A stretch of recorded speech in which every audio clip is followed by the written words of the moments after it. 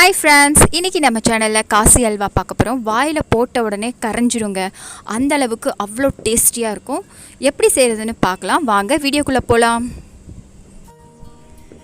இந்த காசி அல்வாவுக்கு வெள்ளை பூசணிக்காயில் தான் செய்கிறோம். இது வந்து 1.5 கிலோ இருக்குது. இதை நல்லா கழுவிட்டு நல்லா பீஸ் போட்டுக்கோங்க, நல்லா கட் பண்ணிக்கோங்க பீஸ் பீஸாக.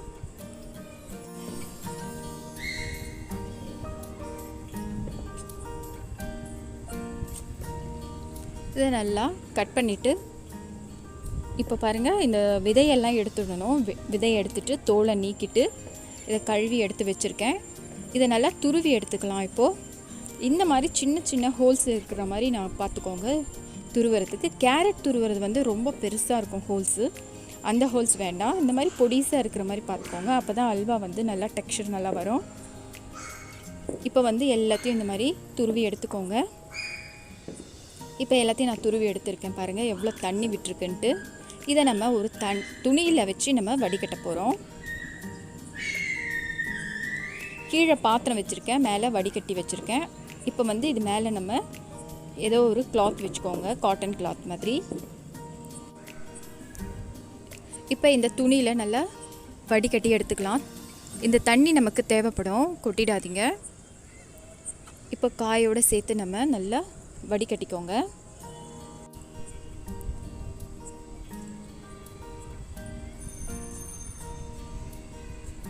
இந்த மாதிரி நல்லா வடிச்சுக்கோங்க. தண்ணியே இருக்கக்கூடாது, காய் மட்டும் நல்லா தனியாக எடுத்து வச்சுக்கோங்க.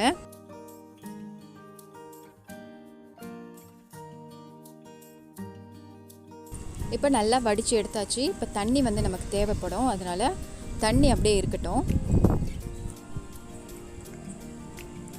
இப்போ பூசணிக்காய் வந்து துருவி வடிகட்டியாச்சு. இது ஒரு பிளேட்டில் மாற்றிக்கலாம். இது எவ்வளோ அளவு இருக்குதுன்னு பார்த்துக்கோங்க. எனக்கு 2 கப் அளவுக்கு வந்திருக்கு. இந்த அளவு வந்து ரொம்ப முக்கியம், நம்ம சர்க்கரை போடுறதுக்கு இதுதான் எனக்கு கரெக்டாக இருக்கும்.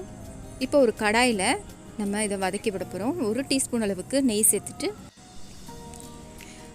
இப்போது வெள்ளை பூசணிக்காய் 2 கப் அளவுக்கு வந்திருக்கு எனக்கு. ஓகேங்களா? இப்போ இதை நல்லா வதக்கி விட்டுக்கலாம் நெய்யில்.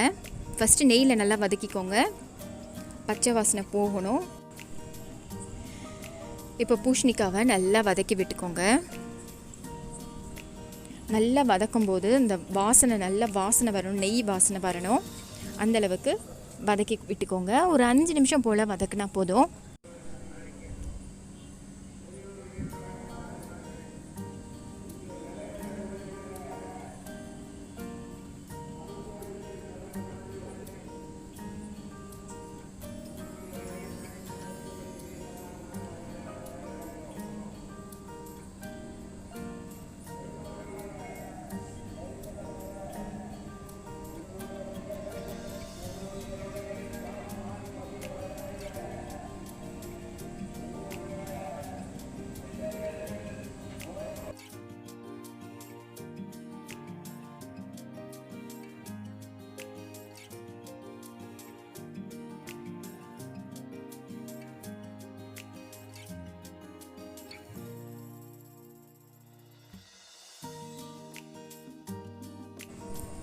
நல்லா 5 நிமிஷம் போல் நல்லா வதங்கிடுச்சு. இந்த டைமில் நம்ம தண்ணியை சேர்த்துக்கலாம். வடிகட்டின தண்ணியை சேர்த்துக்கிறோம். ரொம்ப அதிகமாக சேர்த்துறாதீங்க, இது முழுகிற அளவுக்கு சேர்த்துக்கிட்டா போதும். இப்போது நம்ம மூடி வச்சிடலாம். ஒரு மூடி வச்சுட்டு ஒரு 5 நிமிஷம் போல் இருக்கட்டும், வேகட்டும்.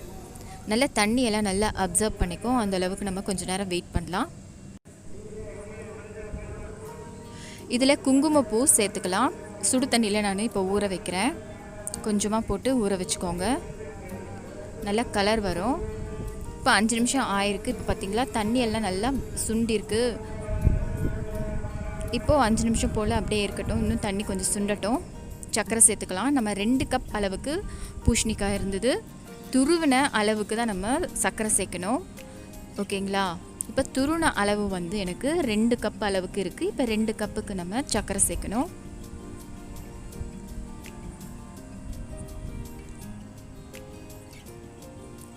2 கப் அளவுக்கு சர்க்கரை சேர்த்துக்கோங்க, கரெக்டாக இருக்கும். நமக்கு ஸ்வீட் ரொம்ப அதிகமாக இருக்குது அப்படின்னு நினச்சிங்கன்னா 1.5 கப் அளவுக்கு நீங்கள் சேர்த்துக்கலாம். சர்க்கரை போட்ட உடனே சர்க்கரை கரைஞ்சி தண்ணி ஆகிடும், அதனால் ஒரு 5 நிமிஷம் போல் வெயிட் பண்ணுங்கள். தண்ணி எல்லாம் நல்லா சுண்டி வரட்டும். இந்த டைம்லேயே நம்ம குங்குமப்பூ சேர்த்துக்கலாம். ஊற வச்ச குங்குமப்பூ சேர்த்துருக்கேன் நான். இப்போ கலருக்காக குங்குமப்பூ சேர்த்திங்கன்னா நல்ல வாசனையும் நமக்கு நல்லாயிருக்கும். இப்போது தண்ணி நல்லா இறுகி வரட்டும்.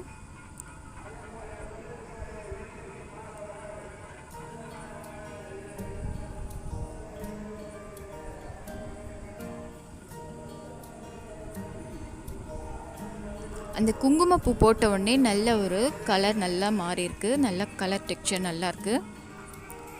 இப்போது இந்த அல்வா வந்து கண்ணாடி பதத்துக்கு வரணும். கொஞ்ச நேரம் ஒரு 5 மினிட்ஸில் நமக்கு ரெடி ஆகிடும்.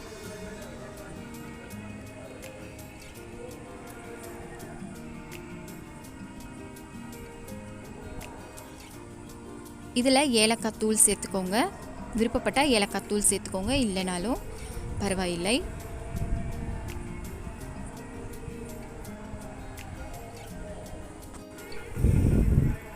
இப்போ இதில் 1 டீஸ்பூன் அளவுக்கு நெய் சேர்த்துக்கலாம்.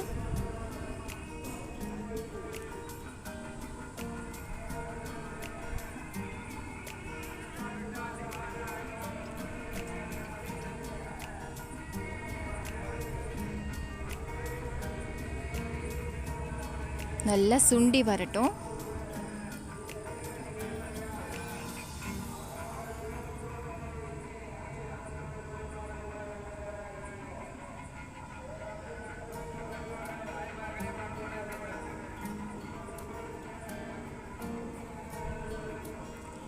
இப்போ நம்ம முந்திரி பருப்பு தாளிச்சிடலாம். ஒரு 2 டீஸ்பூன் அளவுக்கு நெய் சேர்த்துக்கலாம். அல்வானாலே நெய் கொஞ்சம் அதிகமாக தான் இருக்கும்.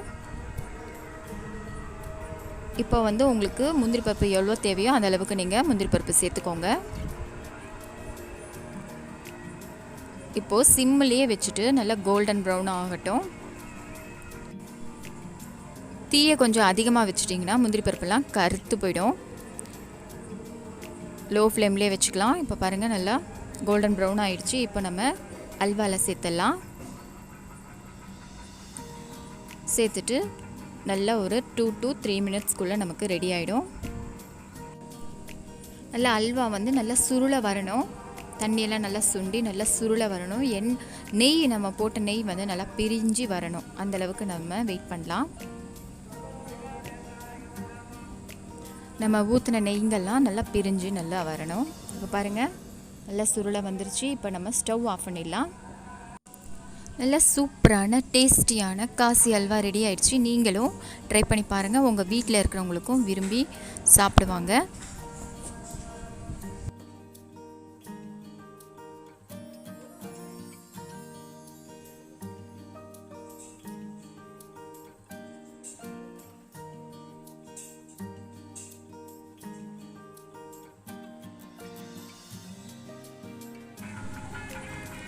இந்த வீடியோ உங்களுக்கு பிடிச்சிருக்குன்னு நினைக்கிறேன். பிடிச்சிருந்தா லைக் பண்ணுங்கள், ஷேர் பண்ணுங்கள். உங்கள் ஃப்ரெண்ட்ஸ் ரிலேட்டிவ்ஸ் எல்லாருக்கும் ஷேர் பண்ணி விடுங்க. மறக்காமல் சென்னை லஞ்சுக்கு சப்ஸ்கிரைப் பண்ணுங்கள். அடுத்த ஒரு சூப்பரான இன்ட்ரெஸ்டிங்கான ஒரு ரெசிபியில் சந்திக்கலாம். இந்த வீடியோ பார்த்த அனைவருக்கும் நன்றி.